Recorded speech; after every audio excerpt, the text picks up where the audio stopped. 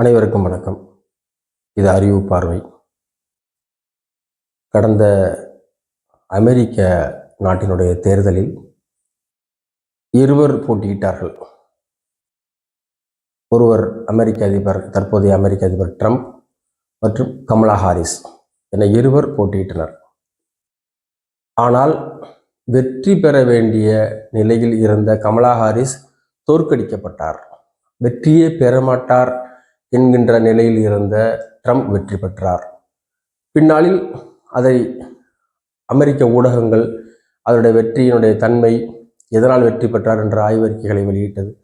அதன் அடிப்படையில் social மீடியாக்களுக்கு Kamala Harris $4 million, அதே நேரத்தில் ட்ரம்ப் அவர்கள் $20 மில்லியன் செலவிட்டதாக பின்னாளில் தரவுகள் வெளியிடப்பட்டன.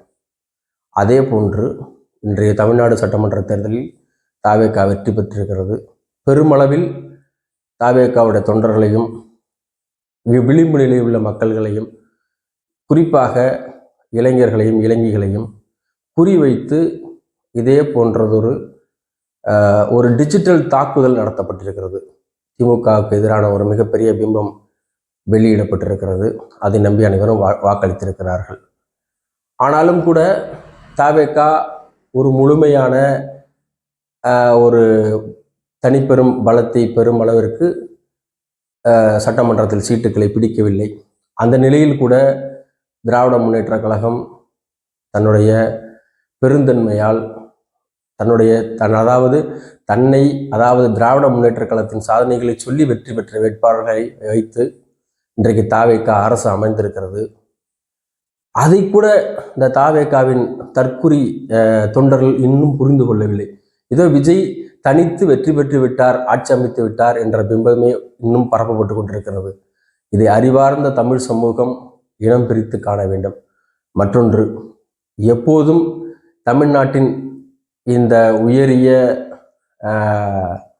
இந்த செயின்ட் ஜார்ஜ் கோட்டையில் முதலமைச்சராக இருந்தவர்கள் பெருந்தலைவர் காமராஜர், கக்கன், அதன் பிறகு அறிஞர் அண்ணா, முத்தமிழறிஞர் கலைஞர், ஸ்டாலின் போன்றவர்கள் இருக்கிறார்கள். ஆனால் இன்றுதான் ஒருவர் எந்தவித உழைப்பையும் இல்லாமல் எட்டியிருக்கிறார் முதலமைச்சர் பதவியை.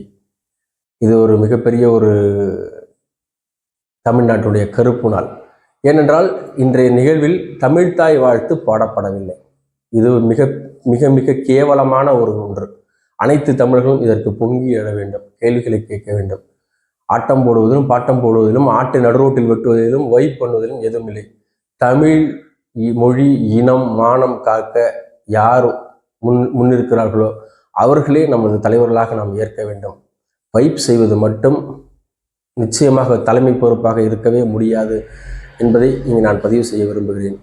மேலும் இதே சட்டமன்றம் தொடர்ந்து நீடிக்குமானால், இந்த நிலை நீடிக்குமானால், இது முழுக்க முழுக்க RSS பாஜகவினுடைய அரசாகவே தான் செயல்படும். நமது இனத்தை, மொழியை, மானத்தை, பாரம்பரியத்தை, திராவிடத்தை யார் காக்கின்றார்களோ அவர்களே நமக்கான தலைவர்கள், அதுவே நமக்கான கட்சி என்று உணர்ந்து செயல்படுவோம். மீண்டும் வெற்றி பெறுவோம். நன்றி.